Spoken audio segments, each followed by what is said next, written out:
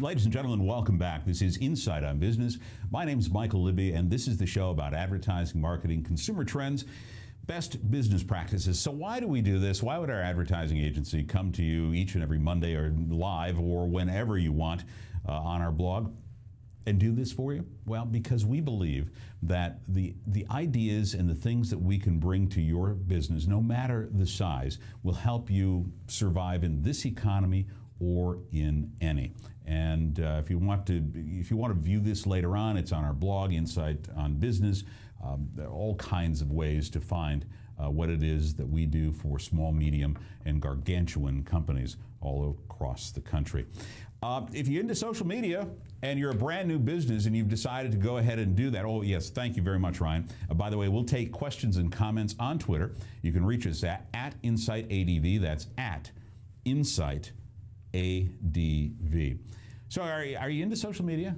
You know, you're a company and you say, oh, you know, everybody's jumping on the bandwagon. I got to get there too. I've got to go ahead and start a Twitter stream. I've got to go ahead and start a blog.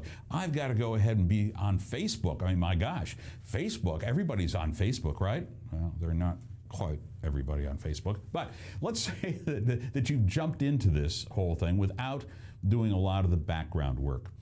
My advice to you is this image shows: get out now. Got that image? Yeah. We're just going to kick it to the can, kids.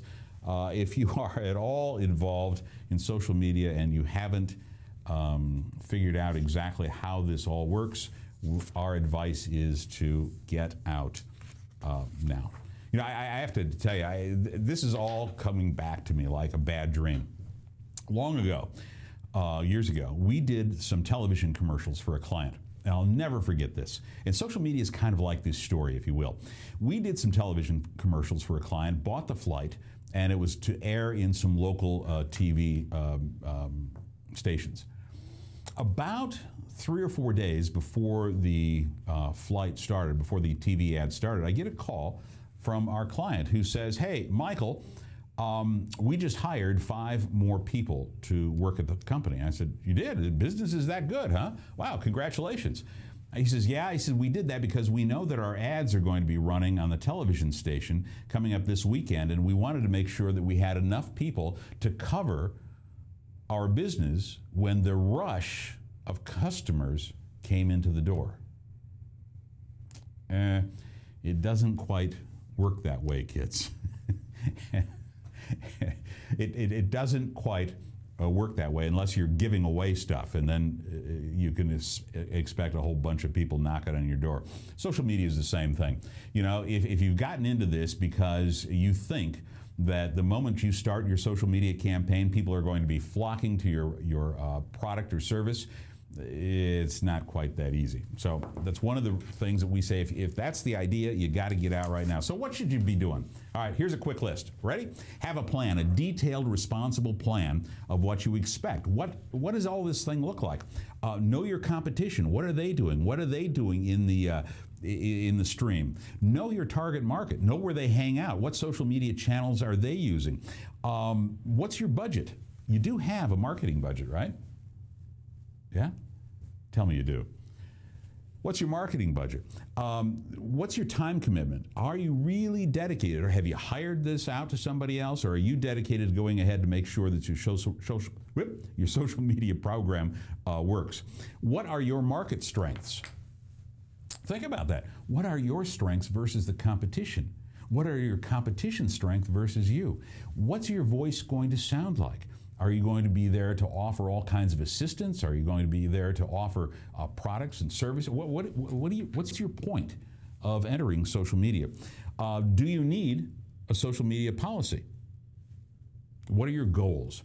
Are your goals to increase your brand recognition, increase web traffic, improve search rank? Are you there to generate leads, increase sales? What exactly are your goals?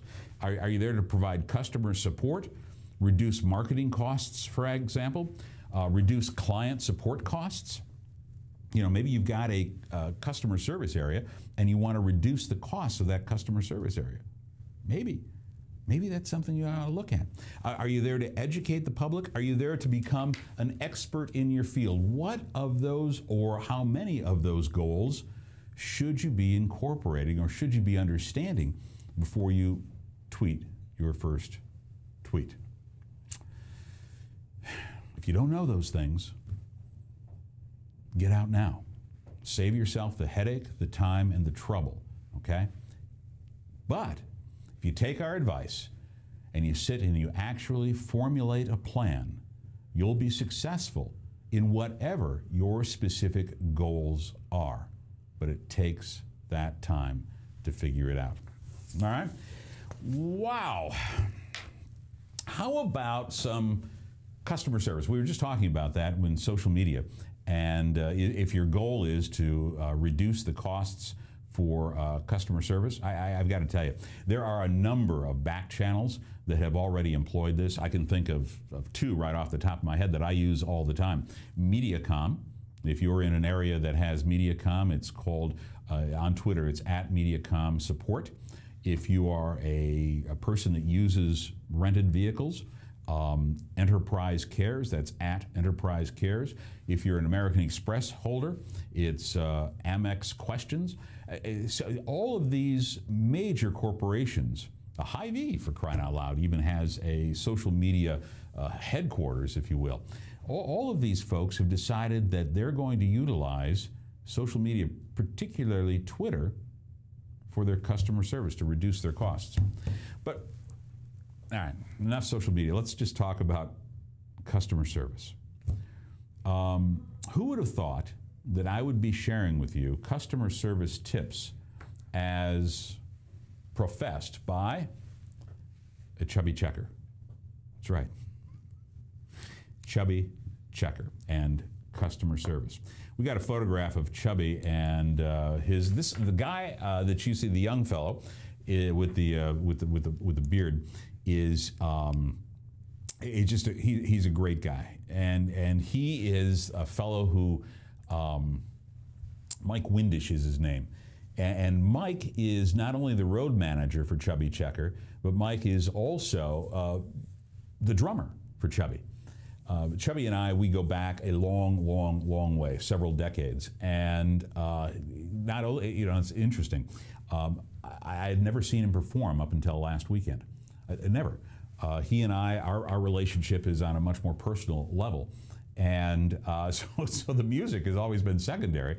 But this story, I think, really hones in on customer service. Okay.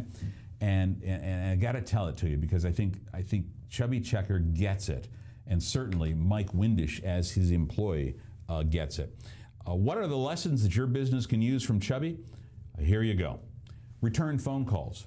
Seriously, kids, if you've got a telephone, you've got an answering machine or something, and you're not returning your telephone calls, what the hell's the matter with you? The other day when I talked to Chubby, and Chubby said, hey, look, go ahead and talk to Mike Windish. Here's his contact information. If you have anything to do with the entertainment industry, you know that generally customer service is not always stellar. But what happened in this case is I called Mike Windish. Less than 30 minutes later, he calls me back. I said, you got to be kidding me. That was astounding.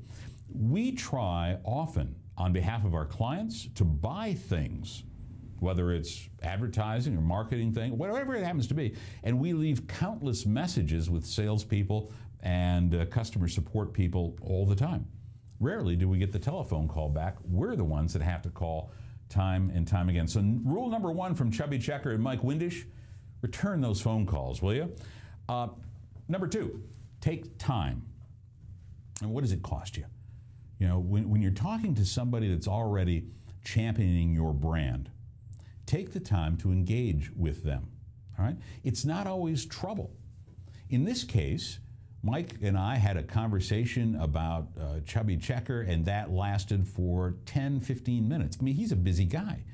They appeared just last week in San Francisco, and then here in Iowa, they took 24, 48 hours off, and they're on their way today to Saskatchewan.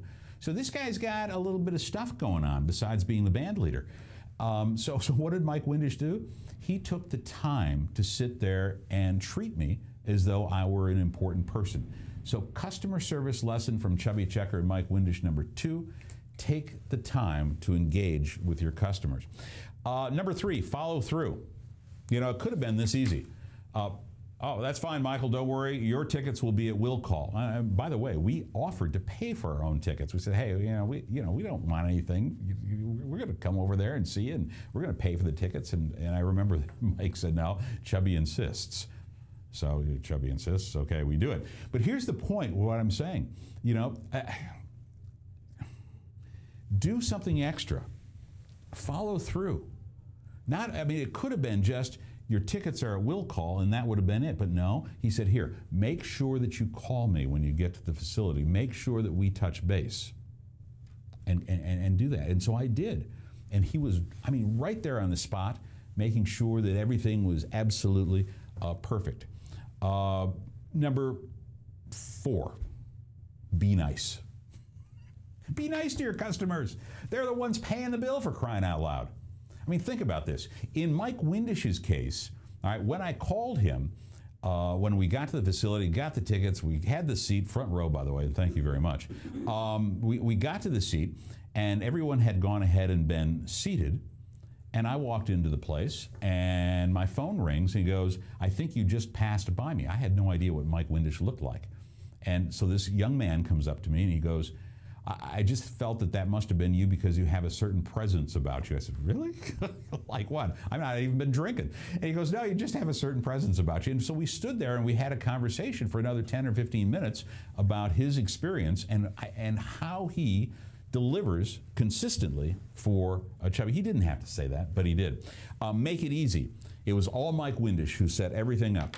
The seating, the arrangements, the after concert visit in the green room where we were the only people there with the band. He let the band know who we were. It just made it easy. Mike Windish owned the moment, and he delivered. And finally, never forget, ladies and gentlemen, never forget that it is your customer, it is the consumers that walk into your door, whether you're selling a product or a service, that make it possible for you to put the for you to put the open sign on your door rather than the for sale sign on your door. Tips from Chubby Checker on customer service. When we come back, this is going to be fun. We're going to be talking to representatives of the Des Moines Cycle Club. The event is called Pedal Off the Pounds. I should sign up. Anyway, that story, and also the best ad campaigns that we saw last week, coming up when we return. This is Insight on Business. My name is Michael Libby. We're powered by Webcast One Live, and it's all brought to you by FWRSA. FWRSA, working hard for you on your financial affairs until the cows come home. We'll be back right after this.